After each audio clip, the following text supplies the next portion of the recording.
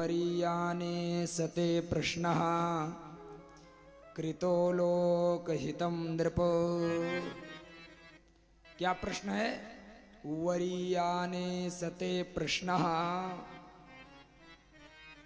भागवत का प्रारंभ हुआ शब्द से होता है। किस शब्द से होता है? हुआ। अच्छा, रामचरितमानस का जानते हैं किस शब्द से प्रारंभ होता है? रामचरितमानस का प्रारंभ किस शब्द से होता है? वर्णानामार्थ संघानाम रसानां छंदसामपि मंगलानां च कर्तारो वंदे वाणी विनायको। भागवत का प्रारंभ भी हुआ शब्द से, रामचरितमानस का भी प्रारंभ हुआ शब्द से, और रामचरितमानस का विश्राम किस शब्द पर हुआ? दह्यंत नो मानवा। विश्राम भी हुआ शब्द पर हुआ। हमारे यहाँ संस्कृत में एक ग्रंथ चलता है रघुवंश महाकाव्य। नाम सुना है आपने? रघुवंश महाकाव्य। रघुवंश महाकाव्यम का भी प्रारंभ हुआ शब्द से ही होता है। वागर्था विवशं पृक्तौ वागर्था प्रतिपत्यये जगतः पितरौ वन्दे पार्वती परमेश्वरौ।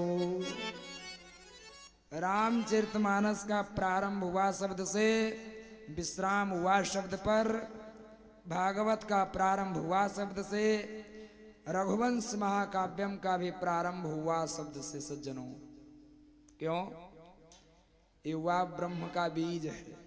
हुआ शब्द मानो अमृत का बीज है। कितना सुंदर प्रश्न किया। मरने वाले को क्या करना चाहिए? तो सुखदेव भगवान कहते हैं वरीयाने स्ते प्रश्ना। परीक्षित, तुम्हारा प्रश्न बहुत श्रेष्ठ है। वरीयाने माने श्रेष्ठ। वरेण्यम शब्द सुना आप लोगों ने? वरेण्यम तत्सवितुर वरेण्यम, गायत्री मंत्र में आता है ना। वरेण्यम शब्द सुना है। वरेण्यम माने श्रेष्ठ, वरीयाने माने श्रेष्ठ। सुखदेव भगवान ने कहा राजर्षि परीक्षित, तुम्हारा प्रश्न बड़ा श्रेष्ठ है। वरीयाने सते प्रश्न कृतो लोक हितम नृप। और ये तुमने केवल अपने स्वार्थ का प्रश्न नहीं किया है। लोक हितम नृप, ये लोकहित का प्रश्न है। क्यों? क्योंकि परीक्षित, मरने वाले तुम अकेले नहीं हो, मरने वाला ये पूरा संसार है।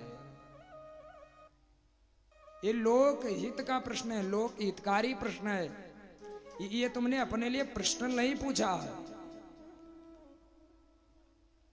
तुम्हारे प्रश्न में देखिए, मृत्यु की सैया पर एकदम लटके हैं, मृत्यु की सैया पर। लेकिन मृत्यु के सैया पर लेटे हुए परीक्षित के प्रश्न में भी स्वार्थ की दुर्गंध नहीं है सज्जनों, बल्कि परमार्थ की सुगंध है। लोक हितकारी प्रश्न है।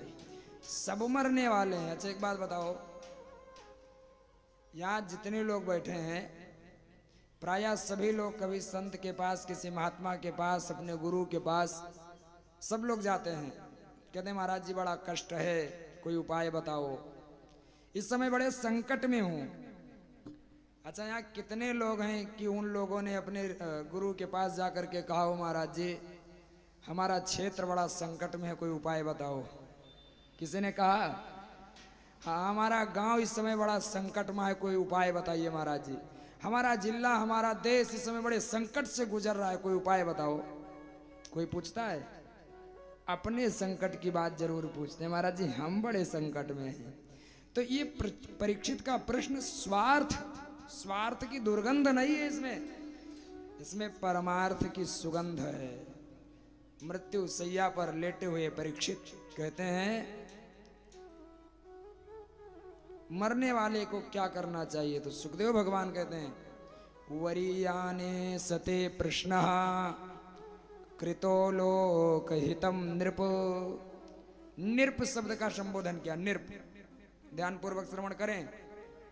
नृप माने राजा, नृप माने राजा, आप लोग जानते होंगे। नृप शब्द बनता है संस्कृत में निर्णीन पातीत नृपः, जो अपने प्रजा के कल्याण के लिए हर क्षण सोचता रहे, उसे कहते हैं नृप। परीक्षित हर क्षण हर पल अपने प्रजा के कल्याण की बात ही सोचते हैं। जब वो राजा सोचनीय होता है सज्जनों, जिस राजा के भीतर अपने प्रजा के कल्याण के लिए भाव ना हो। गोस्वामी जी ने लिखा है, सोचे नृपत जो नीत न जाना, जय न प्रिय प्रजा प्राण समाना। वो राजा सोचनीय होता है जिस राजा को अपनी प्रजा प्राणों के समान प्रिय ना हो। बरीयाने सते प्रश्ना कृतो लोक हितम नृपो। सुखदेव भगवान ने कहा, राजर्षि, जितना श्रेष्ठ तुम्हारा प्रश्न है इतना श्रेष्ठ मेरा उत्तर भी होगा। हाँ, ध्यान रखना, कितना श्रेष्ठ। अच्छा, उत्तर बोले बाले कृष्ण लाल की जय। अच्छा, उत्तर देने को तो हर कोई तैयार होता है, जानते कि नहीं? जिस प्रश्न का उत्तर बड़े बड़े लोग ना दे पा रहे हो, वो प्रश्न चौराहा पर खड़ा व्यक्ति सोचता है हमसे कोई पूछ दे उत्तर ले लो, सोचता है ना। उत्तर देने के लिए तो हर कोई तैयार है, लेकिन उत्तर प्रमाणित किसका होगा? प्रमाणित उत्तर क्या होगा? कोई पुस्तक कोई भी लिख दे, लेकिन वो प्रमाणित है ये कैसे सिद्ध होगा? भाई, उस पुस्तक को जब बड़े बड़े डॉक्टर्स, बड़े इंजीनियर्स, बड़े प्रोफेसर्स लोग पढ़ेंगे और उसके बाद वही कहें वाह क्या पुस्तक है, क्या ग्रंथ है, क्या साहित्य है, क्या व्याकरण है, क्या शब्द प्रयोग है, तब न माना जाएगा ये पुस्तक प्रमाणित है। यहाँ एक छोटे से गांव में ये भाई साहब आपको संगीत से खुश कर लें तो कोई बड़ी बात नहीं है, लेकिन कहीं संगीतों की सभा लगे और उसके बाद गाएं और वहां संगीतज्ञ के बैठे विद्वान कहें वाह क्या सुर है, क्या स्वर है, क्या ताल है, क्या लय है, क्या कंठ है, क्या शब्द प्रयोग है, तब न माना जाएगा। किसी एक घोड़े को अकेले दौड़ा दो तो तेज नजर आएगा, लेकिन कई घोड़ों के बीच में उस घोड़े को दौड़ाओ, इसके बाद प्रथम स्थान को प्राप्त करे, तब महत्व होगा ना। सुखदेव भगवान कहते हैं, राजर्षि, जैसे तुम्हारा प्रश्न श्रेष्ठ है ऐसे मेरा उत्तर श्रेष्ठ होगा। ध्यान पूर्वक श्रवण करो। वरीयाने सते प्रश्नः कृतो लोकहितं नृपो। उत्तर कैसे श्रेष्ठ होगा? का प्रमाणित उत्तर होगा जब बड़े बड़े लोग अपनी मोहर लगा दें। तो इस भागवत में कैसे कैसे लोग अपनी मोहर लगा देंगे?